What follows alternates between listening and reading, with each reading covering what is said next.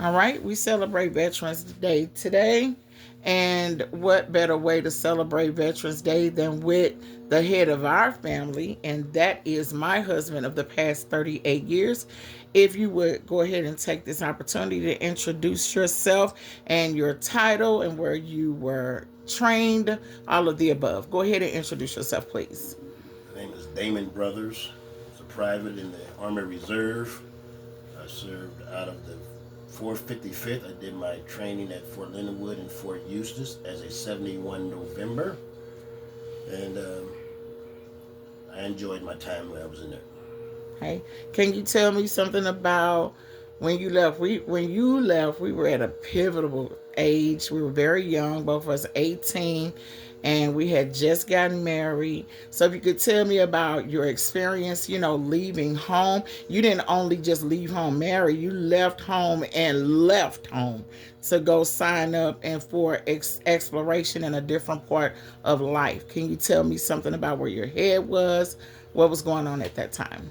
Well, at that point, I didn't know what to expect. I called myself going in on a buddy plan. Me and a few friends, my friend John, uh, my friend Yulsa, my friend Tim, we all was leaving, in high school, so we decided to go up there to the recruiting office and do the check in on a buddy plan.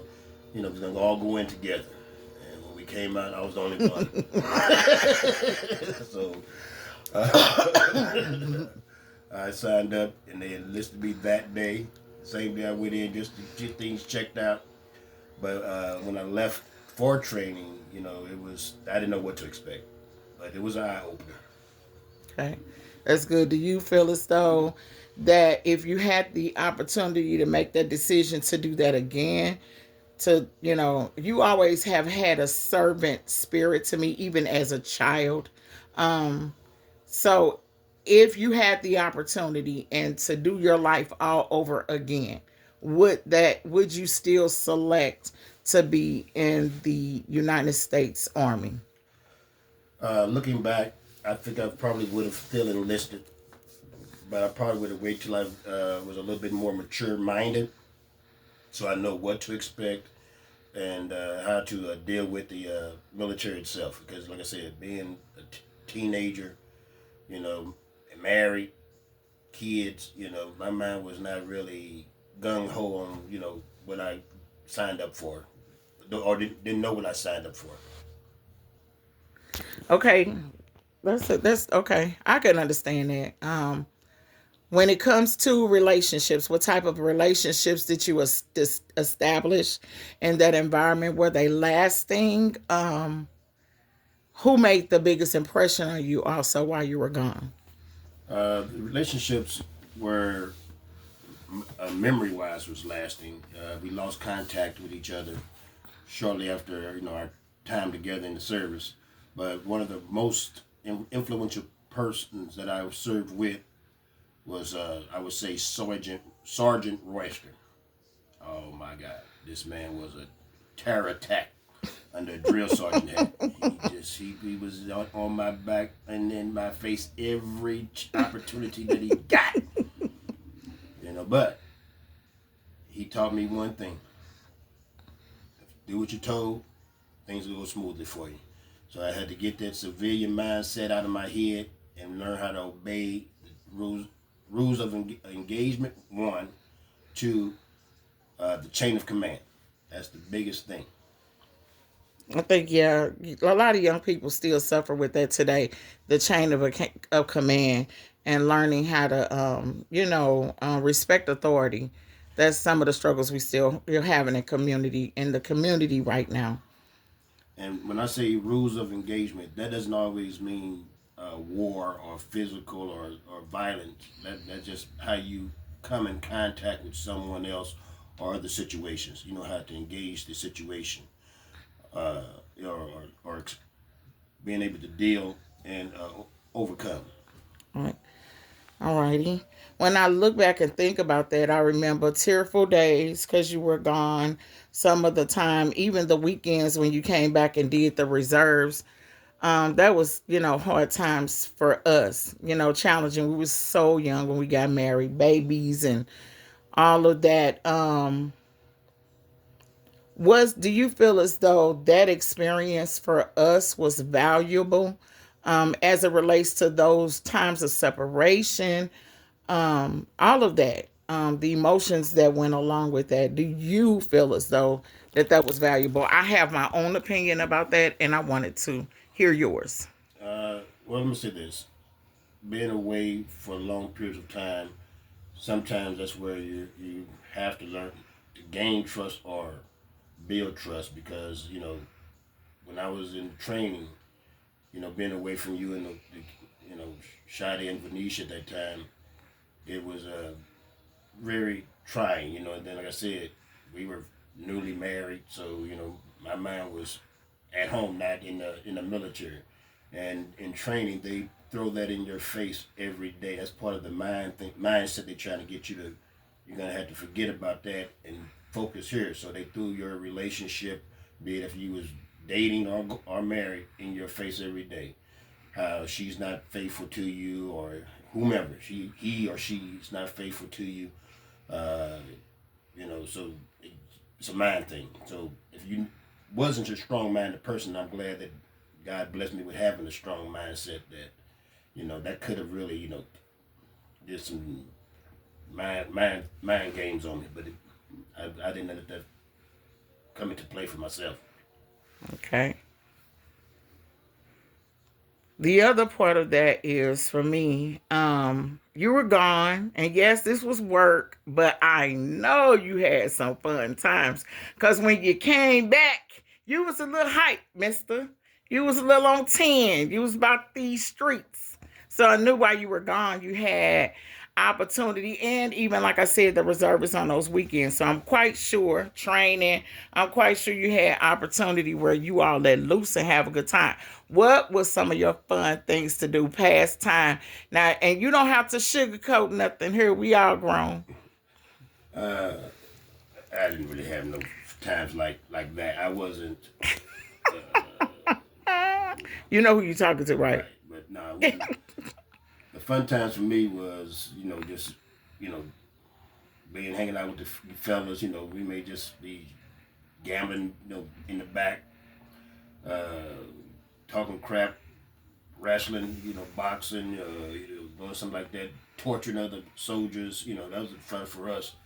Uh, we didn't really have uh, for as when I was in training, I didn't have time to go off into the cities or towns to do anything. That wasn't allowed, so I didn't get a chance to experience that. And on the weekends, it's just you go sometimes and come right back the same day. You just do it for the weekend unless you was doing your 2 week bivouac training, and that was pretty much in the woods. All right. Okay. So I often wonder, like, when you had to take little jobs and stuff when we were struggling and stuff after you got out the military, it was so much we didn't know. Like maybe getting a job at the VA and all of that stuff. When you left, I mean, you did work for the post office and had that stint with that. But I always knew like you have a servant mentality. Tell us something about what was your build up to the military. Like from a little boy up, you were part of like the Weeblos or whatever they call that. Well, Tell me a little bit about that. well, I was a part of the Boy Scouts, then the Weeblos, and well, first the Cub Scouts, then the Weeblos and Boy Scouts. I kind of enjoyed that, but it was more of that was more of a family oriented type of thing. It wasn't just about me just being a part of those clubs. Your family had to be part of that as well. And my both of my parents was working a lot, so they didn't get a chance to partake in those events with me. So I went with other families to do those things. It was okay. I'm I learned sorry. some I learned some crafty things, stuff like that. How to shoot a bow and how do the bow and arrow, shoot a 22 rifle, build things, but camping. But again, those are things you do with that part of that is with your family being So part of that. So when you signed up, and sorry to interrupt, but when you signed up, were you signing up so that you can engage your family? I know you are the youngest of your family, and at that time, your siblings were adults. And your parents, like you said, are overachievers, and they were both gone. doing their things. Kudos to them. But were you doing that to help engage your family? No, because I had older brothers who were doing the same thing. Marty, my oldest brother, was a Boy Scout. Mark was a Boy Scout. So these were, I saw them do it. Our school promoted it, so Mm-hmm. it's just something you did to have an activity after school. Okay. I remember you getting hurt while you were in what was that, AIT, That was basic training. basic training. Okay, can you tell me a little bit about that injury? Well, that was a it wasn't a training injury. That was when we was up in what you call it, not Fort Leonard Wood. They took us on a trip to where is Was it that? Fort Eustis? No, You were in West Virginia? I was in Missouri. Where we go on a trip every Oh, year. to Branson. Yeah, but it's called, what's the other part of Oh, it? like at the Lake of the Ozarks. Ozarks. Okay. They had a little camp up there, and if you made all your qualifications, you was able to go on this little 4 or 5 day weekend thing.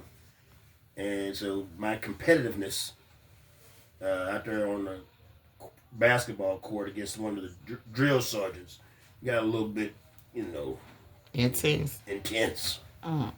Like you are now. Yeah, but I think he knew that I was, putting it on him. Had that So you little, think he injured you on yeah, purpose? he kind of called me out when I was up in the air, Wow. and so hit, busted my knee up pretty bad at the time. Yeah, that was. I remember that, and that was kind of sad to hear you talking when you would be on the phone about that, about your pain and the situation of sitting still that you were in. Right. So yeah, it was rough. Yeah. It was just rough that it was you couldn't do anything but just sit there and just try to look, let that wound heal up a little bit. Yeah. I was wanting to make sure that we addressed your have this moment to record you so that our grandchildren, we never know what happens in the world today. And I think it's so important for your children and your grandchildren because you're such a normally chill man that you don't like bring you up a lot. You have such a servant spirit that you do know what's going on with all of us, but you're very limited on what you share about yourself. So I wanted to take this opportunity to give you a moment for this to be just about you, for you to be able to share your moments, what made you laugh, what made you happy, the experiences that you have. Because after coming home, you've also been the go to person in this family that everyone calls on for help with the family members. Tell me something about those moments. I don't know if Jaden and Ryan in Brooklyn, they kind of do, but just consider Bash and Rashad and Ariana and all of them. They and Daphne and Demi, they really don't. Oh, Trey in London, they really don't know about that part of you, because some things are shielded from them. Tell them about, let's talk about those things that you've done in service that led you from military to even back with your family, all of the things that you learned in the military that help you with your servitude. Well, I guess that's one thing I could say that military did help me develop was getting in there and just being a part of something. Even if it was you know something I've never done before. So many of the jobs that I've had, those were first time experiences. Be it if I was a dishwasher, be it if I was a line cook, be it if I was in landscaping. But I think the biggest thing was I got off into care service in the for in the hospital field. In the medical field. In the medical field, it was more like uh, I guess came natural for me. It wasn't like it was something I was like I wanted to do this. No, that was never something I just that ended up in a job that was offered to me, and then stayed there and enjoyed it. Uh, Being a care provider, it was hard because it was like I said, you have to be able to see things and experience things and be a part of things that takes a strong stomach, and a strong mind to do. Seeing people At their hearts, lowest. being able to see their actual heart during surgery, being able to provide care for them when they was at their sickest moment or vulnerablest moments. Those are times where you had to put your passion behind you to be strong for them. And it was very hard when it came to my having to do that for my family, And I appreciate those who asked or allowed me to be a part of that as they was going through their illnesses to count on me for doing that. But it was still very hard for me, you know, for as my passion for my own family members have to do that. But I wouldn't trade it for nothing. I was glad I could be there for them. Yeah. So it's hard to be a care provider for your family than it is to be for one for a stranger. Yeah. But it's so amazing listening to your coworkers, the surgeons, and everybody seeing that you have done this for 30 plus years. How many years has it been exactly, Damon? Well, it'll be 31 in April. 31 years of serving, of servant, being a servant. Yes, you get paid to work in that field, but it's something when the surgeons and the doctors or the other staff members all know you, even from BJC and even now at the Veterans Hospital as you serve your fellow veterans. How does that feel?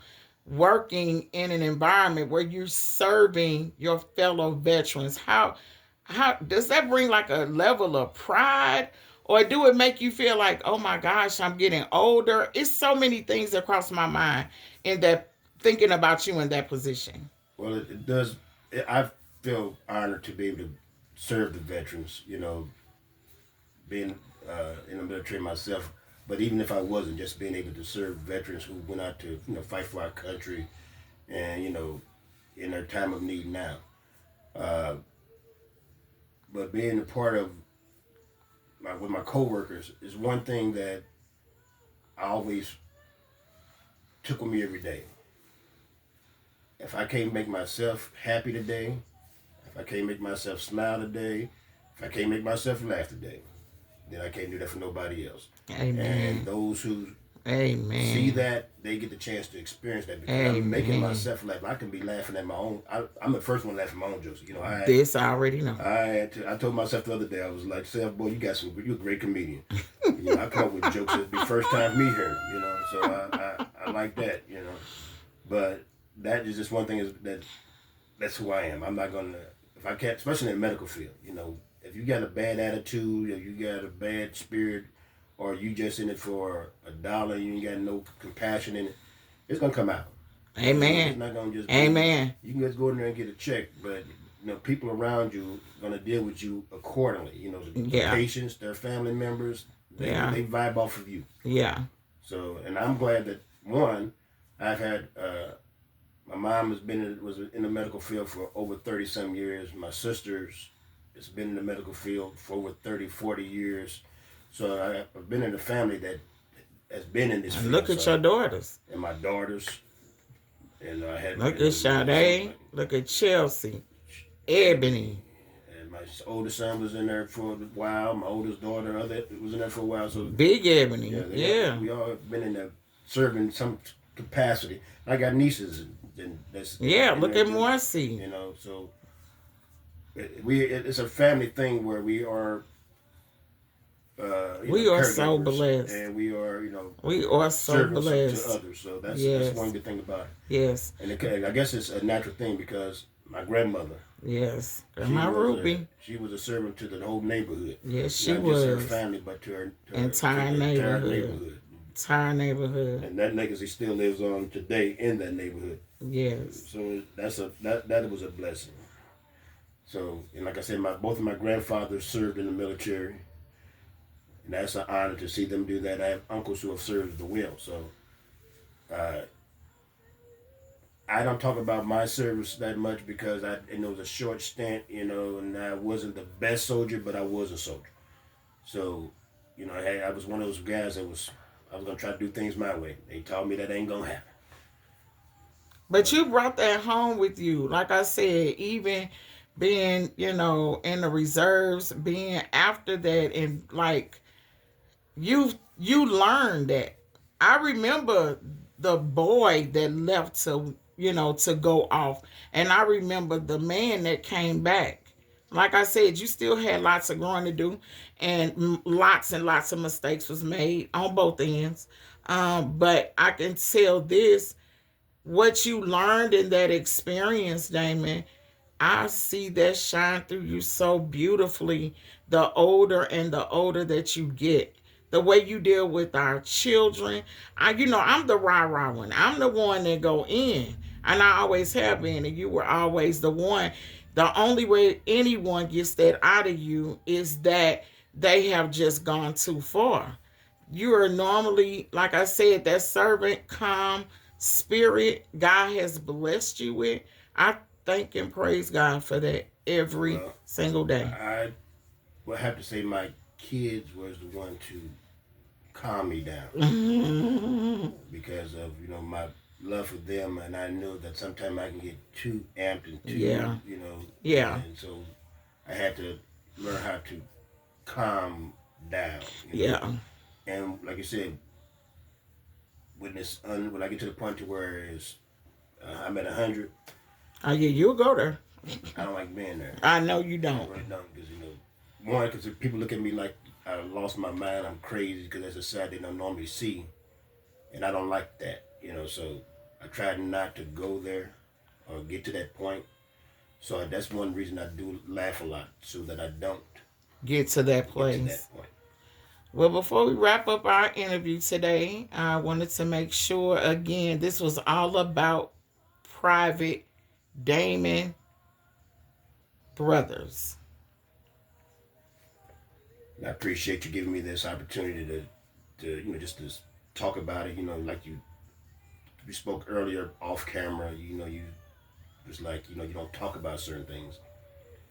Sometimes like you said, I think that I'm not deserving of those things. Those accolades, so I don't discuss those things. You know. So, but I do appreciate you. Taking this time out to Damon, honor me for Veterans Day. you deserve it. You deserve it, baby. You Thank you. deserve it. I love you. I love you too.